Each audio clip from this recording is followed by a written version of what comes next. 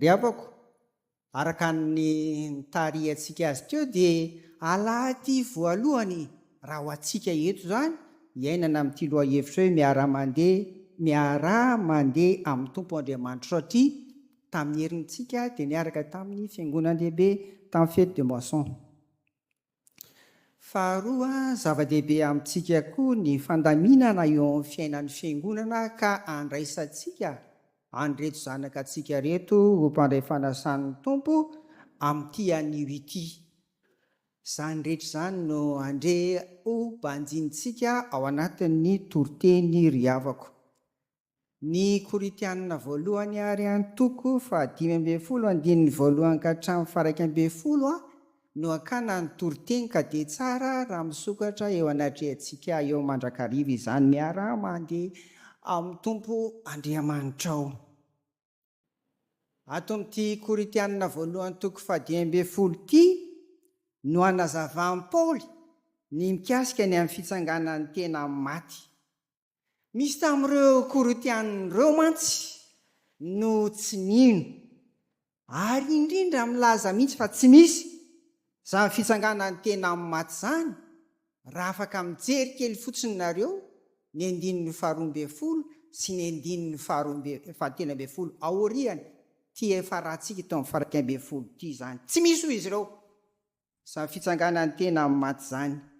Eto amin'ity toko 5:10 ka ny 9:12 ity ary no anazavan'i Paoly ry havako fa misy ary efa nisy ny fitsanganan'ny tena maty satria Jesosy Kristy araka ny voalazan'ny filazantsara no voalohany santatra ny amin'izany.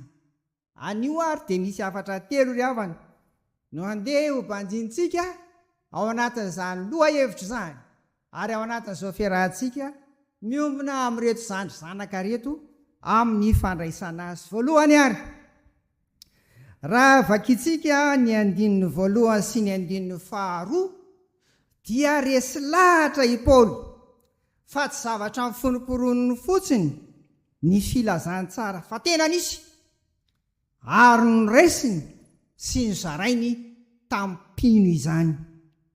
Ny olona nandray ny filazantsara tahaka amin'ny Paoly koa ry havako eny ny tena nandray tokoa no afaka miara mandeha amin'ny tompo dia ny filazantsara ray manontolo raha ny entolo izany dia efatra izy ary izay no mahatonga ny olona rehefa sena hoe mamaky baiboly raha tsy manana an'ilay taridalana amin'ny famakiana baiboly isan'andro tahaka amin'ny mofinaina ampiasaintsika izy dia hoe ny filazantsara araka Jaona lovakina Meloa satria io no milaza ny amin'izany filazantsara vaovao mahafaly milaza ny amin'ny fitiavan'Andriamanitra izany koa voalohany izany. Ny resy lahatra ny filazantsara ihany no afaka miara mandeha amin'ny tompo Andriamanitra amin'izao fiainana izao. Le miara mandeha eto dia miara miaina. Le miara mandeha eto dia tahaka ny mifampitatana mihitsy dia tsereto izao fa le Immanuela le Jesosy Kristy dia mifampitatana aminao manatsotra ny tanany aminao raha resy lahatra ny araka andeha aminy ianao isan'andro. Zay ny filazantsara ry havana. Indray andro tantara marina ity dia nisy nanontany amiko nanontany Zozy pastera za tsy mino ny voalazan'io baiboly io raha tsy mazava amiko Jesosy Kristy maty tamin'ny hazo fijaliana manao ohatran'izao ve sa Jesosy Kristy maty tamin'ny hazo fijaliana manao ohatr'izao. Tamin'izany mantsy dia misy an'ireo le tonga ny tokantrano reny le mitondra boky sy sary tsara tarehy be ny bokony dia ny sary esehony ihany Jesosy Kristy maty eo amin'ny poto ohatran'iny izany. Dia hoy aho hoe izao fotsiny tena zava-dehibe tsy voavaly za fanontanianao izany satria samy tsisy nahita isika na te io na io na x io dia izao le azo fijaliana maty teo ny tompo ka le maty teo ny tena zava-dehibe fa tsy endriky ny endriky ny azo fijaliana akory. Zay mivalona ka ny atao hoe finoana dia ny fanekena fa marina zay voalaza ny tenin'andriamanitra zay ary zay ihany a tsy hidikevitra raha zay ny raisina ryavana raha zay ny nono raha zay ny zaraina amin'ny hafa dia izay lay miara mandeha amin'ny tompo andriamanitra amin'izao fahavelomantsika izao. Faharoa, ny vaovao mahafaly torian'i Paoly sy mipitoron'ny filazantsara rehetra dia milaza fa nahatanteraka amin'ny famonjena i Jesosy Kristy. Andininy fahatelo sy ny andininy fahaefatra amin'ity Korinthiana voalohany toko 10 indray koa ny ahitantsika an'izany. Dia reto telo reto zany hoe filazantsara zany raha teneniny. Voalohany, Kristy maty noho ny fahotantsika araka ny soratra masina. Zao araka ny soratra masina eto dia tsindrina mihitsy, tsy foroporoniny, voasoratra ary voadika amin'ny tenim-pirenena maro manerina n'izao tontolo izao. Filazantsara zany voalohany dia hoe Kristy maty noho ny fahotantsika. Faharoa, nalevina milaza zany fa tena maty izy, vita amin'ny famonjena. Ary fahatelo, natsangana tamin'ny maty tamin'ny andro fahatelo ary mbola tsindrina koa miverina eto amin'ny andininy fahaefatra eto le hoe araka ny soratra masina. Raha anontaniana zany isika reto, raha misy lafa zany tsy mivavaka manontany atsika, mba inona nge zany filazantsara zany? Mba inona nge zany vaovao mahafaly zany? Na inona zany evanjely zany? Reo telo reo mivaliny ryavana. Kristy maty noho ny fahotantsika. Faharoa, nalevina ary fahatelo, tsangana tamin'ny maty tamin'ny andro fahatelo. Ireto misy zavatra enina zay tsara hosontontsika ary mariatsika ao anatin'izany vaovao mahafaly filazantsara evanjely izany. Voalohany, raha vao tsy mikasika amin'ny Kristy aloha, indrindra zay toriana sy ampianarinao amin'ny fiangonana, dia tsy filazantsara izany. Saritsarina filazantsara fotsiny izany ary dia fampianaran-diso aza ka tsy azo ekena mihitsy. Ryavako, ho antsika fiangonana, indrindra fa ho anareo mpandray vaovao, tandremo izay fampianarana rehetra mikoriana tahaka ny rano, re sy hita ombenimbeny ka tsy filazantsara. Zava-dehibe hoy aho le hoe araka ny soratra masina, porofoy ara-tsoratra masina aloha ny fahamarinany ryavana. Fa raha tsy zany dia poziny ho an'ny finoantsika ary mety avery any amin'ny elo aza dia tsy tanteraka le firaha mandeha amin'ny tompo, tafasaraka amin'ny tanteraka satria tsy ilay filazantsara tena izy miresaka ny amin'ny famonjeny Kristy notoriana. Faharoa, enina hoy aho, faharoa, ny filazantsara dia mitaona antsika andray an'i Jesosy lay hany mba mpamonjy, lay ho mpanjaka ny fo sy ny fiainantsika. Efa nitory an'io aho ary mbola toriana foana zany io Paoly ary mbola ambara amintsika fa ny filazantsara dia ilay Jesosy Kristy velona mihitsy nitsangana tamin'ny maty, zay no raisintsika ho mpanjaka ny fotsika. Noho izany ny miara mandeha amin'ny tompo zany dia ny fanaovana ny sitrapony, fampandeferana ny sitraponao ry havana. Fahatelo misasaka izany satria enina ho iaho, vakina sy saintsainy isan'andro ny filazantsara. Ny Baiboly araka n'ireo soratra masina voalahatra ho vakina isan'andro. Nasehoko anareo teo hoe ohatry ny azo dia tia mofinain'ity tsy misaraka. Ato, rehefa nanomboka namaky Baiboly aho ny voalohany volana Janoary tadidiko taona 1976, 1er janvier 1986, dia le hoe misy an'ilay guide de lecteur zany avoaka ny ligue pour la lecture de la Bible, mpiara-mamaky ny Baiboly dia reny narahako. Fa rehefa mivoaka indray kosa tiana avoaka ny fiangonana ary indrindra mifanaraka amin'ny lohahevitra zay ny mahatsara ny ity ry havana. Mifanaraka amin'ny lohahevitra antsika dia azadinoana ary mpandray fanasan'ny tompo vaovao fa fiainantsika miaraka amin'ny tompo ny famakiana sy fisaintsainana ny baiboly ny soratra masina isan'andro ry havana. Ary izany no tena fiainana, izany no zaraintsika amin'ny hafa. Anio zaraina baiboly ianareo mba hahafahanareo manatanteraka an'izany ny mpandray vaovao. Anio dia hanao fanekena eo anatrehan'ny fiangonana sy eo anatrehan'ny tompo ianareo fa azo ty vavaka sy hamaky baiboly isan'andro. Tena fiainana eo amin'ny fitsolovana sy fitarihan'ny fanahy masina.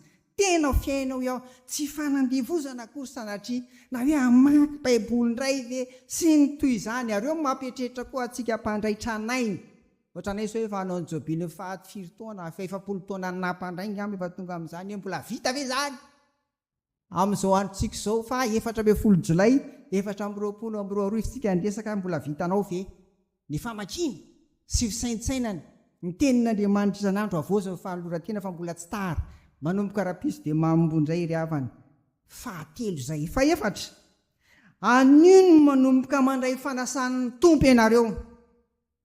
Mbola lavitra ny lalakale, aza atao atsirambony ny fandehanana miangona aty am-piangonana isaky ny alahady, ary aza bangana mihitsy ny fiarahana mandray fanasan'ny tompo. Fa izany no tena endrika hita maso an'ity hoe miara mandeha, miara mifampitatana, miara miaina amin'ny Andriamanitra rehetra zanaka fanahy masina izay Andriamanitra ivavahantsika ity ry havana. Fahadimy, ny vokatry ny filazantsara toriana dia raisina ary mitaona antsika tsy hijery na variana amin'izao tontolo izao ry havana. Amin'izao tontolo izao izay mamitaka. Vakina teo ny filazantsara araka ny Luka 4:1, ny 20 tapany 2 ka hatramin'ny 20. Io dia namaritany Jesoa ny atao hoe sotoavina ho an'ireo mpanarady azy, ho an'ny kristianina. Inona izany? Afa mihitsy izay finosony izany sotoavina izany ho an'ny fahasambarany izao tontolo izao sy ny fahasambarany manaradian'i Jesosy Kristy. Ny fahasambarany izao tontolo izao mantsy dia loza ho azy, ary izao kosa ny falahelovana iainan'ny mpanaradian'ny tompo dia fahasambarana ho azy. Misy 4 izy eto amin'ity Luka 4:1 andininy 20 ty, ary misy valiny. Ny fahasambarana ho amin'ny manaradian'ny tompo amin'ny andininy 20 tapany 2, ireo ilay nataony hoe malahelo, ireo ilay ataony hoe mantra. Fa eo amin'ny andininy 720 kosa dia loza izany ho an'ny manan-karena ho izy. Andininy 120 sambatra 120 azafady dia sambatra ny nona, fa izao kosa loza izany ho an'ny voky. Andininy 520 fahatelo satria efatra ny tany sain'ny tompo eto. Andininy 120 tapany 2 sambatra ozy ny tomany, fa izao loza kosa izany amin'ny andininy 120 tapany 2 an'ireo me fotsiny amin'izao fiainana izao. Ary farany ny andininy 220 dia alan'ny olona ianareo izay ariany sy aratsiany ary lava fa atovy fahasambarana ho anao izany. Fa izay kosa raha milaza soa anareo ny olona dia loza be izany. Dia ampanantenain'ny tompo reto manodidina azy ireto izay atao hoe tsy nanana ianterana mihitsy tamin'izao fiainana izao. Ampahirezin'ny tompo izy ireo fa hoe mifaly lehibe valim-pity anareo rehefa ho tonga ho avy ny fanjakan'Andriamanitra. Ry havako, aza takalo an'izao tontolo izao mamitaka ary ny fahasoava-dehibe raisitsika rehetra, indrindra amin'ity androany ity miara-miombona amin'ny tena sy ny rahan'ny tompo. Manasa antsika rehetra izay efa niomana mpanany amin'izany, na fiangonana aiza misy ianao ka efa vonina ny amin'izany, manasa anao hiaraka handray fanasan'ny tompo amin'ity anio ity. Aza takalo ny zava-misy eto amin'izao tontolo izao, izany fahasoava-dehibe izany ry havana. Fa enina sady farany satria enina ho iaho ny tsara tsoahana amin'izany vaovao mahafaly filazantsara izany dia zao ny finoantsika amin'ny filazantsara izay milaza fa nitsangana tamin'ny maty Jesosy dia midika izany fa mivavaka sy manompo Andriamanitra velona ny kristianina. Ny akamaroan'ireo Andriamanitra ivavahan'ny olona rehetra tao amin'izao tontolo izao mantsy dia maty avokoa, tsy mbola nitsangana. Noho izany dia Jesosy velona, Andriamanitra velona ny fototry ny finoana sy ny fivavahana kristianina. Noresantsika voalohany ny fandresen'andahatra Paoly ny amin'ny filazantsara ny raisiny sy ny toriny ary ny zarainy. Noresantsika teo ary no azavaintsika ny amin'ny atao hoe filazantsara, mitantara ny asa-pamonjena nataon'i Kristy izay maty sy naleviny ary nitsangana amin'ny maty. No tany saina tamintsika teo ireo vokatra izay andrasan'ny Tompo mikasika ny fiainantsika ao anatin'izany eniny ireo nambara teo ireo fahafatelo sady farany. Amaranako ny torotiny dia izao: tena nisy ny fitsanganan'i Jesosy tamin'ny maty.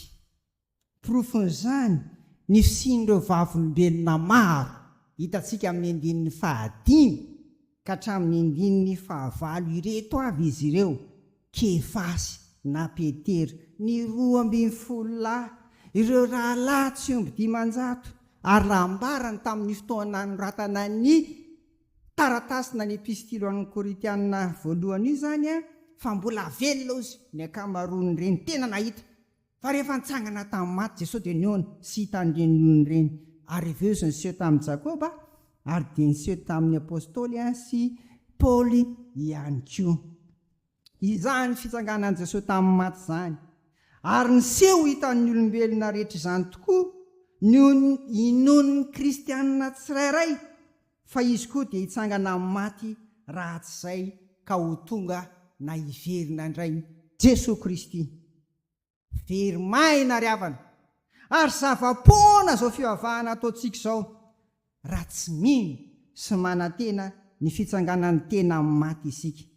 Izany mantsy no tanjona hiafarany ity hoe andao hiara-mandeha, andao hiara-miaina amin'ny Tompo Andriamanitsika izany. Ilay fitsanganan'ny tena amin'ny maty, any ny hafarany, any ny tanjona, any ny afara, ny fiarahantsika amin'ny Tompo manomboka izao ry havana. Noho izany dia ho anareo mpandray vaovao ny fanahy masina no hanome hery anareo mba hatanteranareo izay rehetra fanekena natao tamin'ity androany ity, fa hiara-mandeha amin'ny Tompo ianareo. Ho antsika mpandray tranainy kosa, ho antsika mpandray zoky iray aman-dreny, dia mifanahy masina koa ny ameno ny fiainantsika tsy hafa mba ho ohatra modely tsara lay tahaka n'ireo zandry ireo isika amin'ny fiainantsika rehetra. Asatonona tsy ny ety am-piangonana ihany fa nisan'andro koa ho modely tsara alay tahaka n'isika eo ambany fitarihana sy faherezana omeny ny fanahy masina. Isika rehetra ny dia mba ho vavolombelona fa niona ara-panahy tamin'i Jesosy velona, lay nitsangana tamin'ny maty ary hiara-mandeha aminy amin'ny androm-piainantsika rehetra. Amen.